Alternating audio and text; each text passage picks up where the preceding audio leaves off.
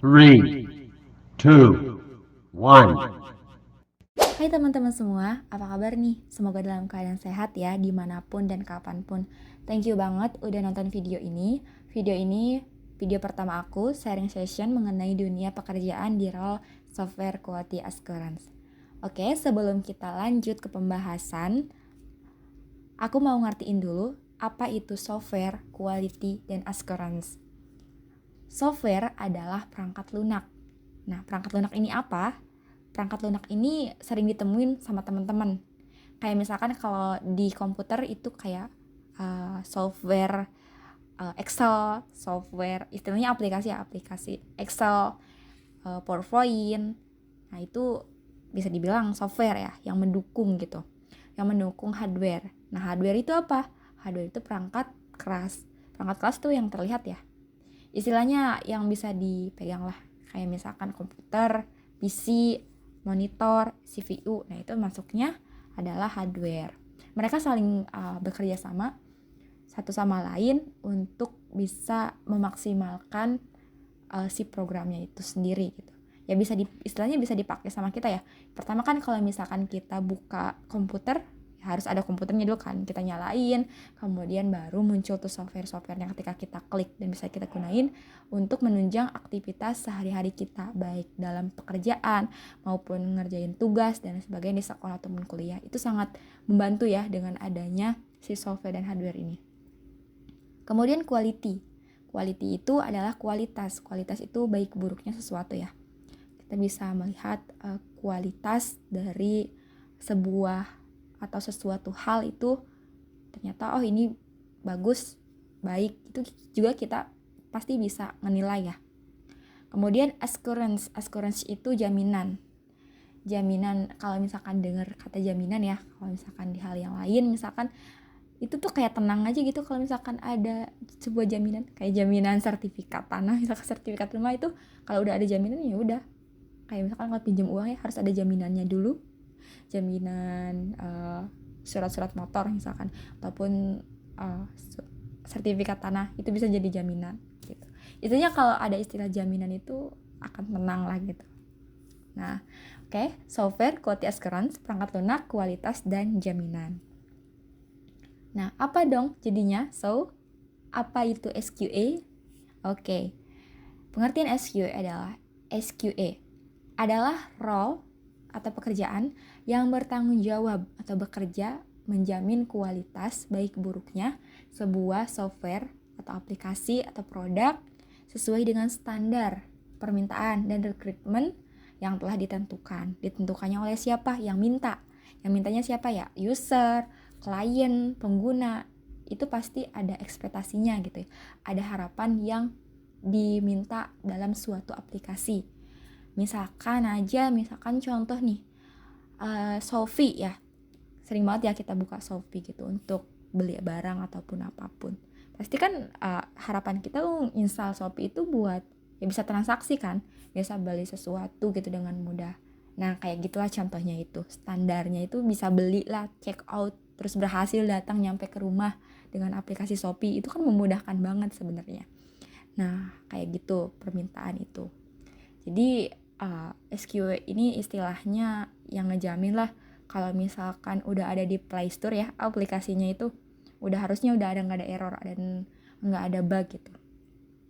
Karena ketika suatu aplikasi udah nyampe di Play Store gitu, itu udah berhak siapapun yang bisa ngakses ke sana dan ngegunain.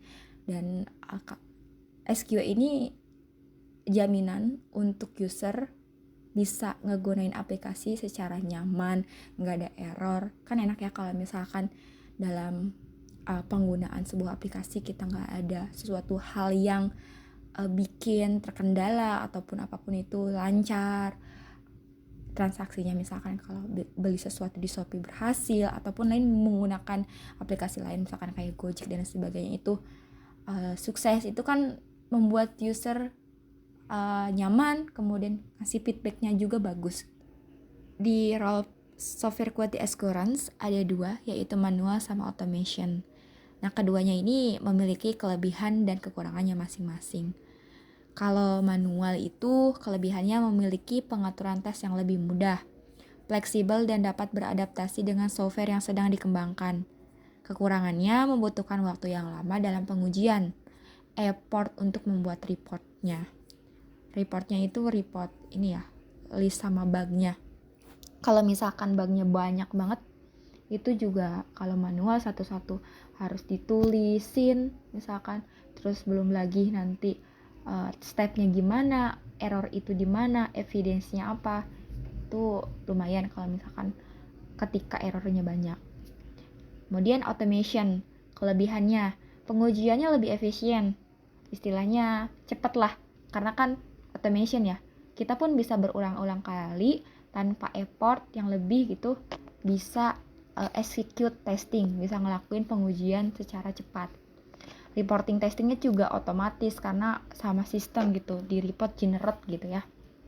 Nah, adapun kekurangannya ini membutuhkan pengaturan pelaksanaan tes yang lebih kompleks karena memerlukan kayak bahasa pemrograman dan lain sebagainya. Setting-settingnya itu pasti di awal-awal akan lebih sulit dan harus mempunyai knowledge yang lebih di bidang itu. Kan harus pakai Java ataupun JavaScript atau Python, menyesuaikan. Kita juga harus tahu nih kalau automation nih kira-kira aplikasi yang sesuai dan bahasa pemrograman itu apa yang harus digunakan. Nah, itu juga harus bisa memilahnya juga gitu. Membutuhkan effort dan harus menguasai bahasa pemrograman yang tadi telah dijelasin. Apakah Python cocok nih untuk aplikasi mobile sama web misalkan, bisa nggak ya gitu. Ternyata Python cuman bisa prepare untuk web, itu kayak gitunya harus dikuasain juga gitu. Tapi dalam sebuah pelaksanaan pengujian gitu, manual automation akan selalu ada, mereka saling mendukung satu sama lain, karena nggak semua ketika pengujian ya nggak bisa dilakuin automation semua. Ada beberapa test case atau pengujian itu harus dilakukan secara manual gitu. Selanjutnya di sini ada tugas dan tanggung jawab seorang software quality assurance. Apa aja? Yang pertama itu seorang software quality assurance sebelum melakukan pengujian harus menguasai dulu apa yang akan diuji, apa yang akan dicek gitu, aplikasi seperti apa, ruang lingkupnya seperti apa. Nah, ini dinamakan analisis dokumen fungsional dari software tersebut. Pasti sebelum kita membuat sebuah aplikasi akan ada acuannya sendiri ya. Kayak misalkan dari development, dari programmer itu harus punya harus dikasih acuannya, ini sampai mana nih softwarenya akan dibuat seperti apa. Biasanya kalau misalkan desainnya itu dari Figma atau InVision gitu ya, user manual, FSD untuk flow-nya, penjelasannya, macam-macam sih nama file, nama dokumennya di berbagai perusahaan gitu ya. Ada FSD, MVV, dokumen desain, user manual gitu. Dokumen ini harus bisa dipahami oleh semua role agar apa, nggak beda perspektif gitu, harus sejelas mungkin flow-nya dari awal sampai akhir itu kayak gimana, nanti akan seperti apa gitu. Selanjutnya membuat dokumen pengujian. Nah, setelah SQE ngerti, setelah SQE memahami aplikasi apa yang akan dibuat, itu akan dibuatkan dokumen pengujian atau test case gitu, based on dari analisis dokumen gitu. Selanjutnya melakukan proses pengujian atau testing. Nah, udah misalkan dari sisi programmer udah selesai pembuatan aplikasinya, kita juga ada acuan untuk pengujian yaitu dokumen testing ya, test case bisa dibilang juga.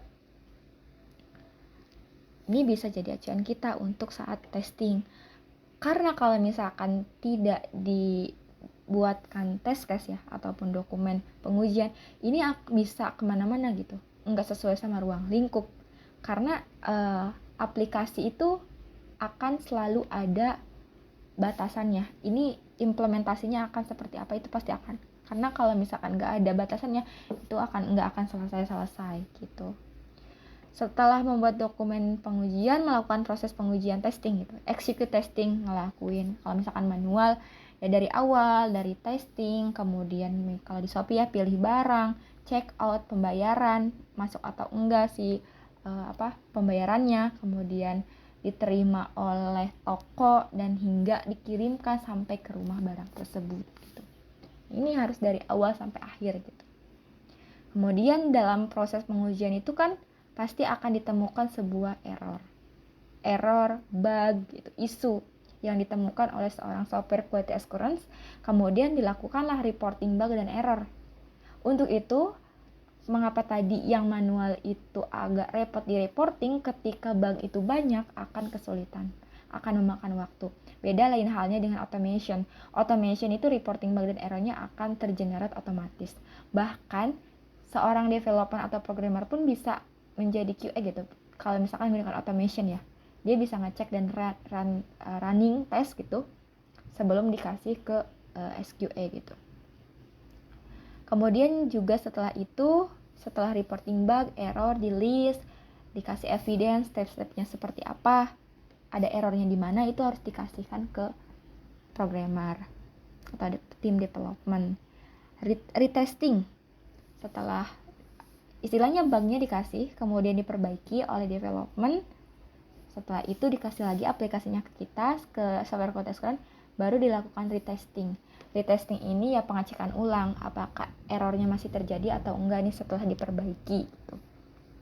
Kemudian setelah itu, setelah retesting, ada lagi nanti pengecekan general testing sebelum masuk ke production. Production ini istilahnya udah ada di Play Store lah. Kemudian SQA juga harus maintenance, harus memantau, make sure, memastikan aplikasi yang ada di Play Store itu nggak ada error kayak gitu ya, harus recheck gitu. Nah, ini ada contoh ya, contoh alur kerja yang saat di tempat kerja aku saat ini itu ada 7 istilahnya proses. Sebenarnya tadi udah dijelasin di tugas dan tanggung jawab. Ini yang pertama ada analis dokumen, analisis desain, kemudian create dokumen testing, execute testing atau melakukan pengujian dari awal sampai akhir, reporting, bug fixing, sama maintenance. Nah, ini kegiatan kurang lebih menjadi software quality assurance.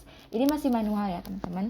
Aku sebagai software quality masih manual, tapi saat ini sedang mulai move sih ke belajar juga gimana untuk pengujian secara automation, ngegunain kalau misalkan web itu biasanya pakai Selenium, kemudian kalau misalkan mobile itu pakai Opium. Nah, itu lagi sedang dieksplor.